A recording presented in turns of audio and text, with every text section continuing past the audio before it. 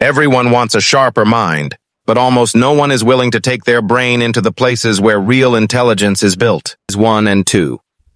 For the first 48 hours, your only mission is simple. Observe your mind. Don't control it. Don't silence it. Just watch. Most people don't think. They react. A notification hits. Dopamine. A memory flashes. Emotion. A fear appears. Avoidance. Their mind isn't a tool. It's a hostage. Phase 1 breaks that.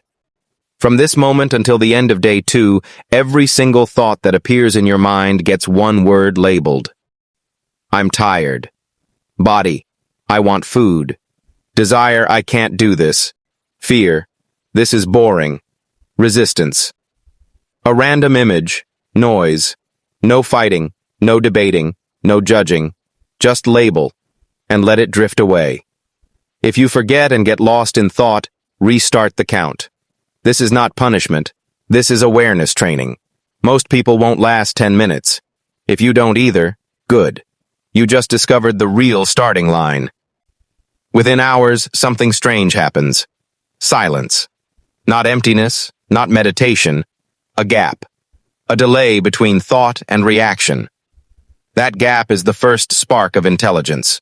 Because intelligence isn't information, it's distance. The space between stimulus and response. Most people never experience that space. They are made entirely out of reactions. Someone insults them. Anger. Comfort appears. Desire. Pain arrives. Escape. You are breaking that loop. By the end of day 2, emotions begin to feel distant. You don't get swept away. You watch them. You observe your own mind like an outsider. It might feel cold at first, like detachment. Don't panic. That stillness isn't numbness. It's calibration. Your nervous system is learning it doesn't have to defend itself every second. Colors sharpen. Sounds feel cleaner. Thoughts appear like text on a screen instead of storms in your chest. That clarity is the first sign the lock is working. Day-end task. Write this in the comments. Today, I saw my mind when it wasn't me. Then describe what you noticed, not what you felt. Most people quit here. They crave distraction. But those who stay inside that silence long enough unlock the doorway to pause. The cognitive burn. Days 3 and 4. If phase 1 was observation, phase 2 is immersion. For the next 48 hours, you will push your brain like a muscle. Not gently, not casually. You will push until it resists. 2 90-minute sessions per day. One subject only. No music, no breaks, no stimulation. When the mind begs for escape, switch to handwriting. It forces deeper encoding and prevents lazy thinking. Around the 40 to 60-minute mark, something happens. Focus spikes. Then flickers. Your eyes want anything else. Your thoughts fight back. That voice saying, "This is too much," isn't weakness. That is the edge of your current intelligence. Push 5 minutes beyond that edge. That's where neurons rewire. This isn't motivation. This is neuroplasticity happening in real time. A warning. As you go deeper, emotions will dim. You'll feel colder, detached, almost mechanical.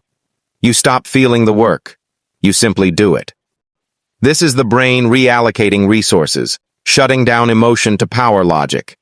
It's a rare state, and most people quit because they mistake silence for emptiness. Don't run from the quiet. Hold it. This is pure analysis, thinking without identity. Ego will try to interfere. Pride will say, "You're doing great." Fear will say, "This isn't healthy." Ignore both.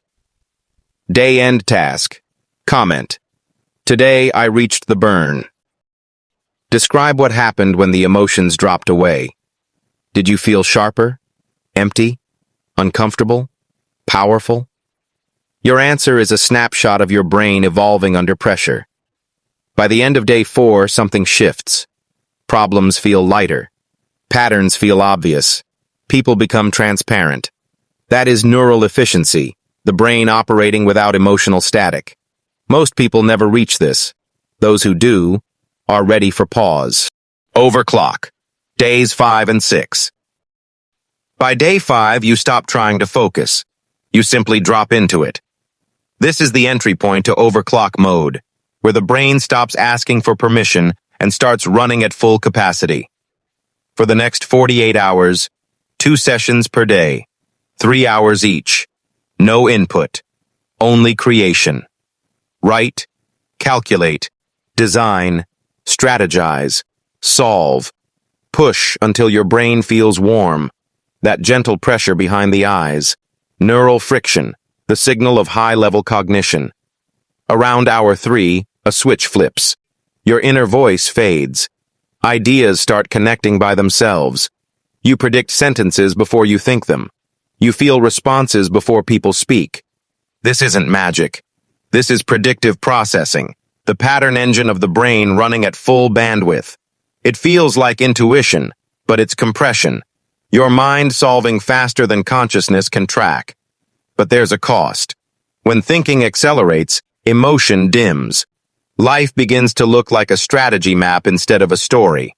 That's the danger of overclocking. What makes you smarter also makes you colder. The 5-minute law.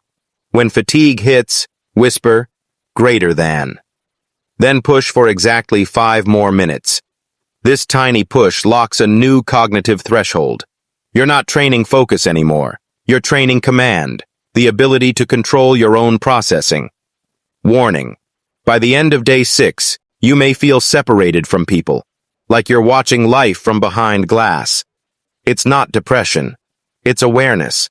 Your mind is analyzing instead of experiencing. Don't fight it.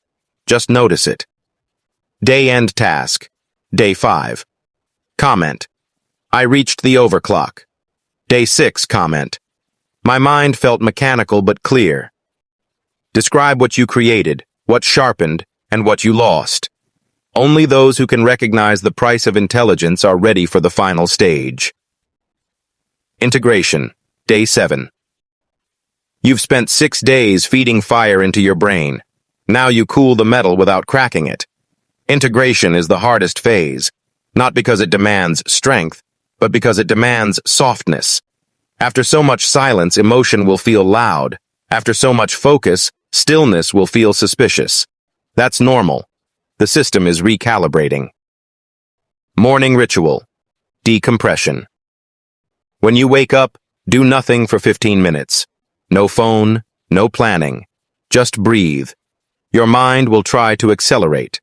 Let it. Then softly thank each thought as it appears. Gratitude reconnects emotion to awareness, a neural handshake between logic and humanity.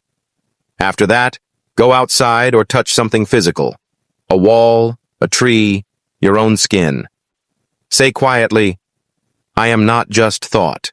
I am presence. It sounds poetic, but it's neuroscience.